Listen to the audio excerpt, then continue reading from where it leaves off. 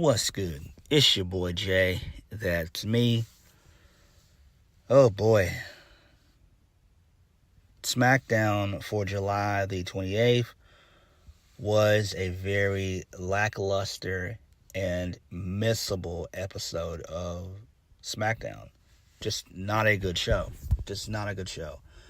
Outside of the Bloodline, as per usual, the show was just run of the mill. Triple H and Vince aren't even trying anymore. They're not even trying. And I'm tired of the stupid-ass narrative of, it's all Vince McMahon's fault. No, it's not. It's the fault of Triple H and Vince. Both of them are to blame. SmackDown is on par with Monday Night Raw. They're starting to become identical. And that's not a good thing. The reason why I like NXT a lot is because NXT actually does a lot better stuff, and they want to take more chances than the main roster. Raw and SmackDown are very formulaic, and they're not willing to take any chances, but Shawn Michaels on Tuesdays is willing to take chances. But Triple H and Vince on Mondays and Fridays aren't willing to do a damn thing outside of the Bloodline and Judgment Day. I don't get it. I don't get it. I don't. It's absolutely pathetic. It's a damn shame. It is a damn shame. The only decent thing on this show was Roman Reigns and Jey Uso. Everything else was just run-of-the-mill, typical WWE stuff. That's all it was. It is what it is. Let's just go ahead and get into the show. Because I'm heated about the Santos Escobar and Rey Mysterio. That really pissed me the fuck off. I'm not going to hold you guys up. I was pissed. Alright, let's go ahead and get into the show. So, Roman comes out. He gets on the mic. He tells New Orleans to acknowledge him, or Nolans to acknowledge him. Roman says fans like the Usos because of him. Roman says Jey must have forgot he was appearing tonight because he opens his own show. Roman takes credit for Jey's right-hand man and main event nicknames and goes on about how Jey is here trying to open the show and be the tribal chief. Jey says, all I wanted, Roman. Jey says he wanted none of that. And he had Roman's back no matter what, as he is his right-hand man. Excuse me. Jey goes on and says he believed in Roman to lead this company and this family. But you broke the family, bruh. You broke the family, dog. And now I'm going to have to do what I have to do. So Jey blames Jimmy's injury on Roman. But Roman, he dismisses this idea. Roman recalls how Jey was pushed while Jimmy was injured a while back, and says he took that away from Jimmy. Roman goes on and knocks the crowd. Roman says Jey screwed over his twin brother, and his little brother respects Roman more than Jey. Damn, that was a good line right there. I love that. That was great. Roman says when he beats Jey, he'll be done, wiped off the face of the earth, no longer a part of this history or legacy. Damn, that was a good line as well. Roman says if somehow Jey does win, hypothetically, he will no longer be champion or tribal chief, but he'll always be Roman Reigns, and he can do whatever he wants. Roman goes on and says Jey will have nobody. Roman says Jey can't beat him. Roman asks, what makes Jey think he can win? So Jey steps to Roman, and they face off. Jey says, it's because... And then he grabs the back of the neck of Roman and says, because I already beat you. And then the fans pop, and then Roman smirks. Jey says he's the only one to do it. And at SummerSlam, Jey gets closer and reaches around the hand of the back of Roman Reigns' neck. Jey continues and looks Roman in his eyes and says he's going to beat Roman again at SummerSlam. And then Jey drops the mic and dips out. So I do like that. Really good way to kick off the show. Great stuff there. As per usual, can't wait for the tribal combat. That's going to be great there. I'm hoping maybe we see the return of Jimmy, which we probably will. And then I hope that maybe Rikishi can get involved. I don't know if he can still actively go, but maybe he can get involved and maybe, do a couple of chair shots to Roman, something like that. I don't know. I don't know if Rikishi can still actively go, but, him doing a couple of chair shots to Roman, that would be great. I mean, obviously, Roman is still going to retain regardless, no matter what. But hopefully, Rikishi does make an appearance at SummerSlam. I think that would be great. That would absolutely be tremendous right there. So, Jey Uso is backstage with Grayson Waller. So, Grayson Waller stops Jey Uso backstage. Grayson Waller predicts that Jey will lose at SummerSlam and then offers to give him the Grayson Waller rub. And Grayson Waller suggests that little Jey be a guest on the Grayson Waller effect. Jey suddenly rocks Grayson Waller with a punch, knocking him onto some production cases, and then Jey walks off. So, I like that. Pretty cool stuff there. Grayson Waller's always good for taking bumps. Now, let's get into this horrible finish, ridiculous, dumb finish of Rey Mysterio versus Santos Escobar, the finals of the WWE United States Championship title invitational. Oh boy.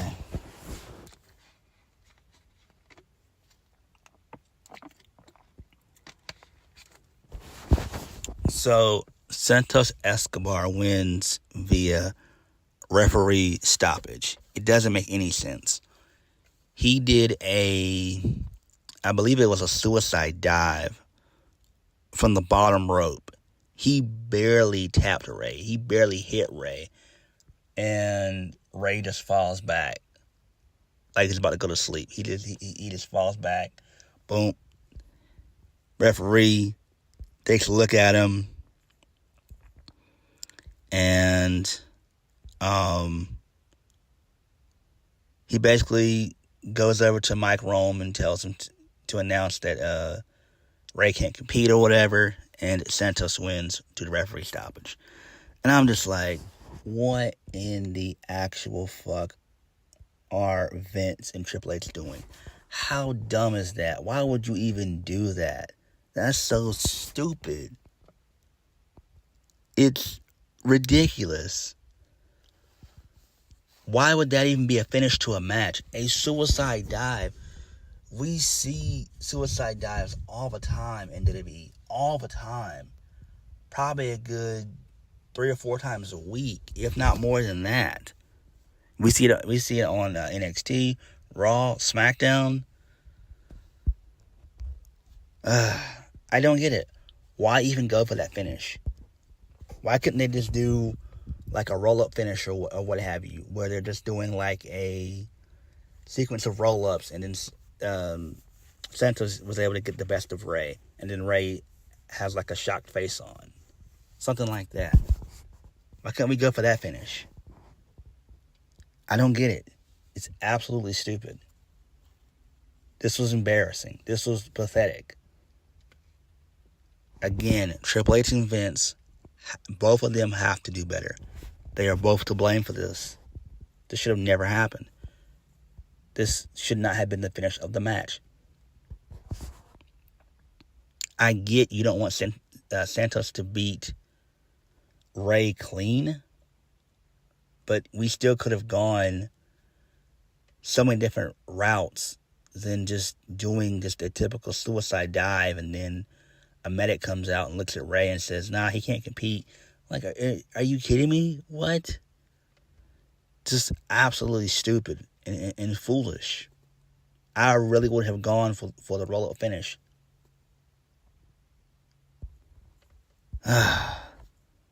So Austin Theory, he was in the crowd eating popcorn. I think he was in one of the skyboxes or what have you. It doesn't matter. Santos will face Austin Theory in 2 weeks. So the fallout from SummerSlam is when this match will happen. Oh boy, this is just absolutely just ridiculous. So Ray gets to his own 2 feet or whatever. He gets back into the ring with Santos. They hug each other and everything else, and that was it. I don't get it. So Austin Theory then raises the title in his own personal skybox, and Santos just taunts him back, and that was it. I'm just like, this is just so ridiculous. Moving on. Kayla Braxton is backstage with Bianca Belair.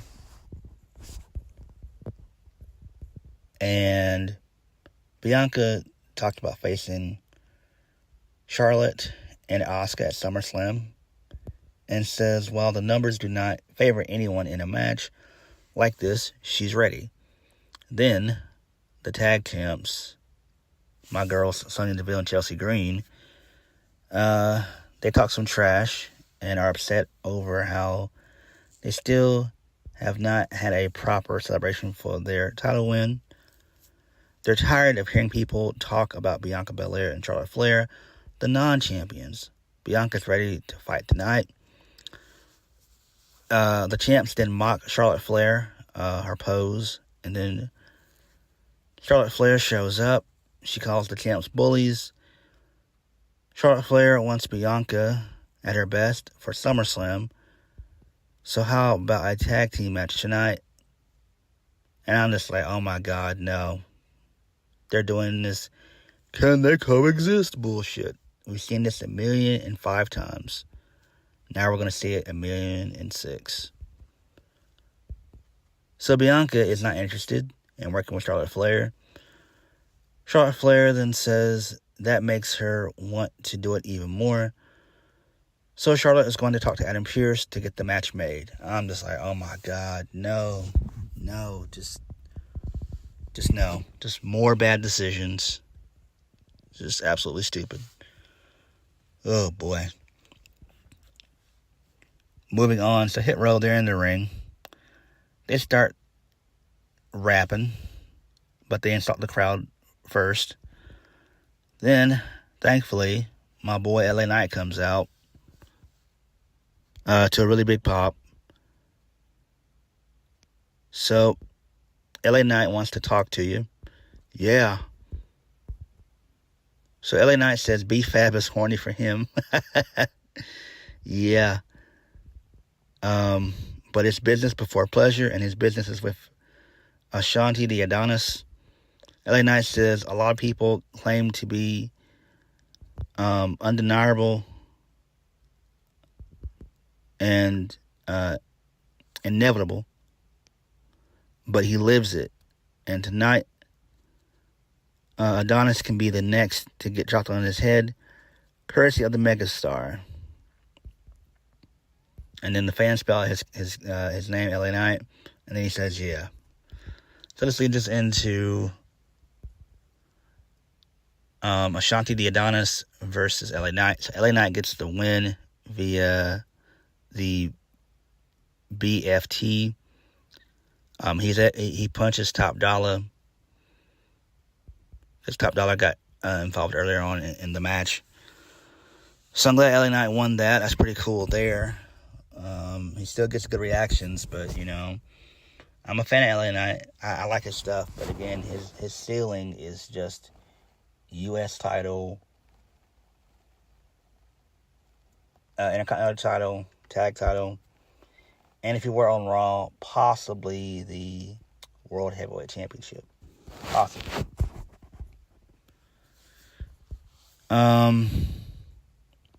Moving on. So, Jey Uso and Adam Pearce, they're backstage. So, Adam Pearce says that Grayson Waller has been beating on his door, wanting to face Jey. So, Jey says Grayson Waller has been running his mouth, so he'll make quick work of him. And then Adam Pearce makes it official. Okay. Moving on. So, the Street Profits, they're somewhere having champagne with my boy, Bobby Lashley. So, they thank him for the hospitality. Lashley says, last week he talked to Trick and Mello, and they spoke very highly of the Street Profits. Lashley says, because they're stars, they should be treated like stars, and they should look like stars. So the Profits then joke about their styles. Lashley says he has something more fitting for them than their sweatpants. And then a woman brings in a rack of suits. The Profits thank Lashley, and he says this is on him. So this is great. I'm loving this. I am absolutely loving this. This is tremendous. I hope this goes somewhere. We don't need a Hurt Business reboot. We don't. But I'm fine with this. This seems more like a Nation of Domination type of thing. And hopefully they do go that route. I think that would be great if they were to go that route. Hopefully they go that route. But I am digging this. I am. This is great. Absolutely tremendous. We need more of this. I'm trying to think who else could they add to it, though. I'd like for them to be a foursome. I'm trying to think who else they could add to it. Don't really know.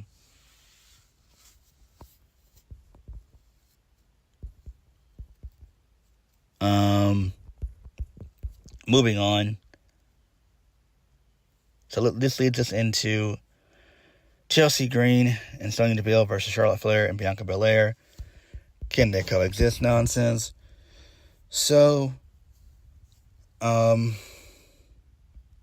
Flair and Bianca Belair get the win via a KOD into a big boot.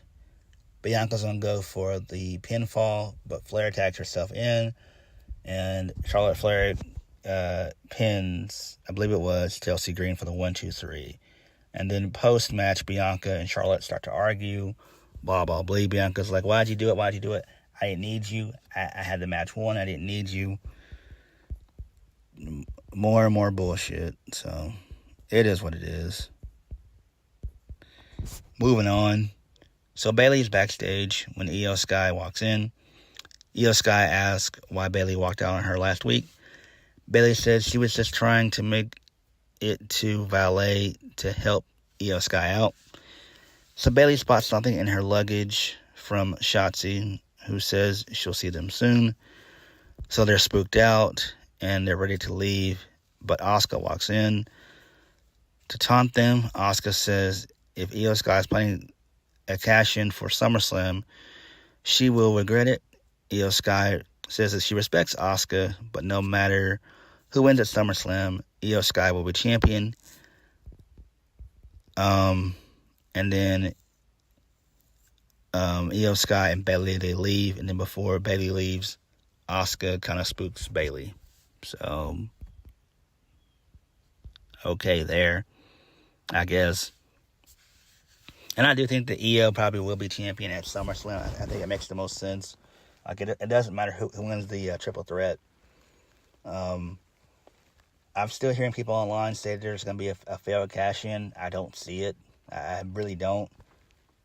I think Triple H is going to, allow Io to be champion. I mean, she was heavily pushed in the black and gold era of NXT, so why wouldn't she be pushed now? And again, I've said before, you really don't want to have a failed cash-in for the women. The men, that's fine for sure, but not the women. No, you cannot do it. And hopefully Io does become champion at SummerSlam. It makes the most sense.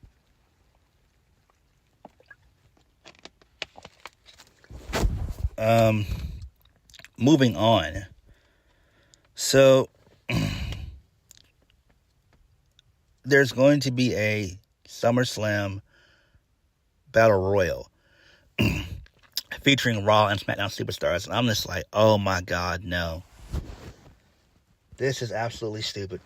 No. Absolutely dumb to the highest degree. This has pre-show written all over it. This is not going to make the main card. This is not going to make the main card. This is nonsensical. This is definitely a Vince McMahon idea through and through. Oh my God, no. I mean, there's no stakes. This is going to be to get everybody on the card. For what? You already have 6 matches. You don't need 7 matches. If you want to add a 7th match, just put it on the pre-show. Which this probably will be on the pre-show. Guaranteed. Guaranteed.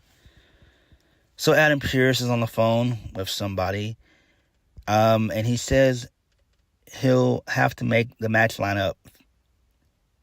He'll have to have the match lineup figured out by next week. So LA Knight walks in and goes on about how he's not on the SummerSlam card. So LA Knight says Adam Pearce needs to right that wrong by putting him in the Battle Royal. Then the Brawling Brutes, they show up and they interrupt. Sheamus taunts LA Knight. They have some words, and Pearce books them both in the Battle Royal against each other next week in a singles match. And I'm just like, oh my God, no. This is so stupid. Dumb. Just dumb for no reason. Oof. Again, this is a 50-50 partnership between Triple H and Vince McMahon. That's just what it is. Vince gets what he wants. Triple H gets what he wants. Oh, boy. So, Grayson Waller is backstage. He's training. Kathy Kelly stops him and asks about provoking Jey earlier. So, Grayson Waller dismisses this idea and says Jey Uso isn't ready for this. He's too focused on his other issues with the Bloodline. Grayson Waller says Jey will pay tonight because he's not ready for the Grayson Waller effect.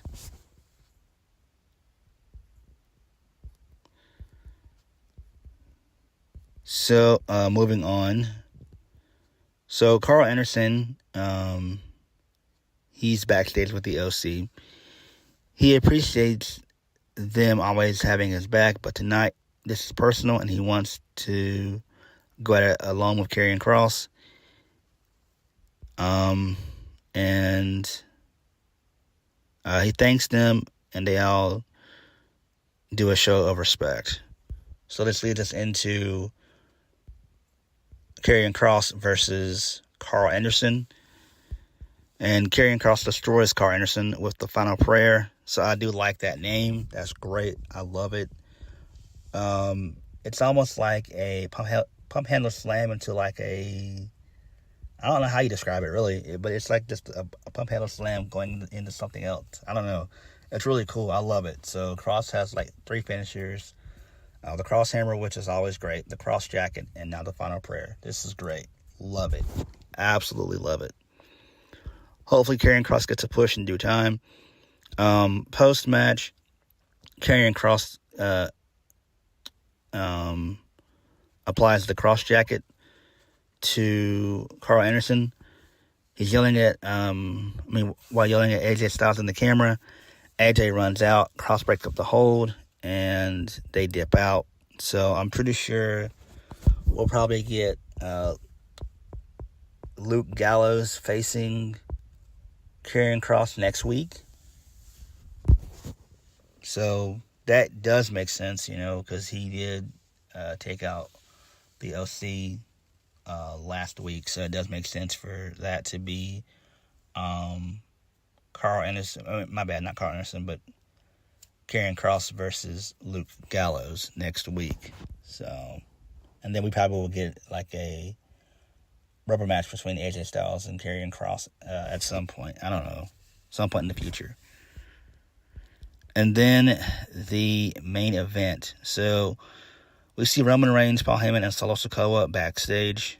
And they're watching Jey Uso versus Grayson Waller, which is the main event.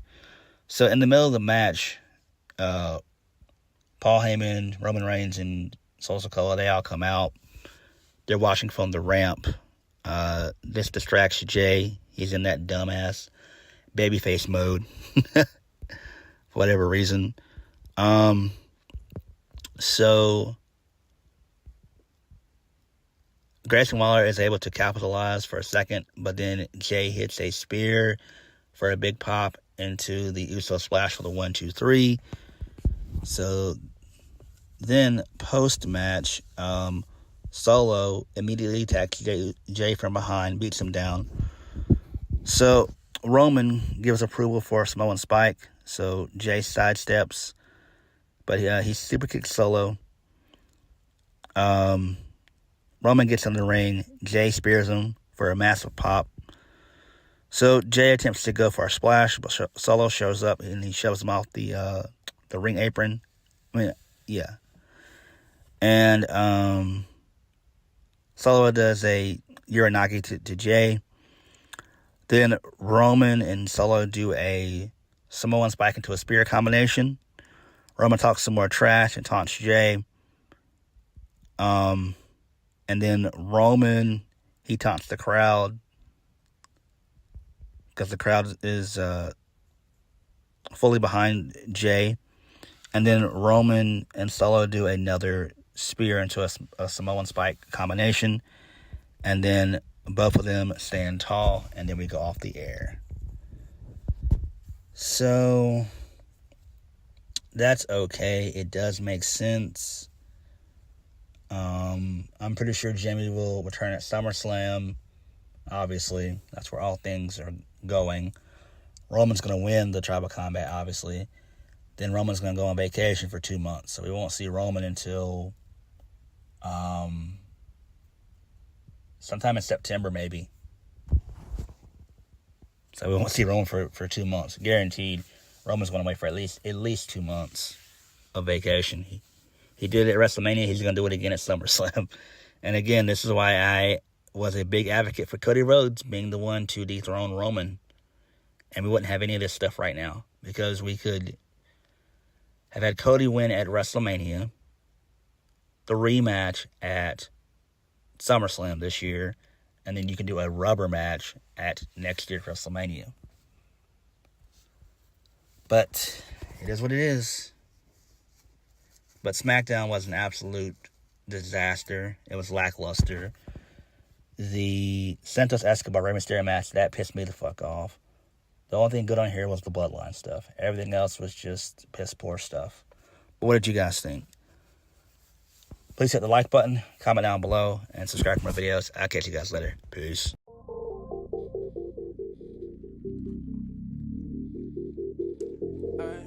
Tune in.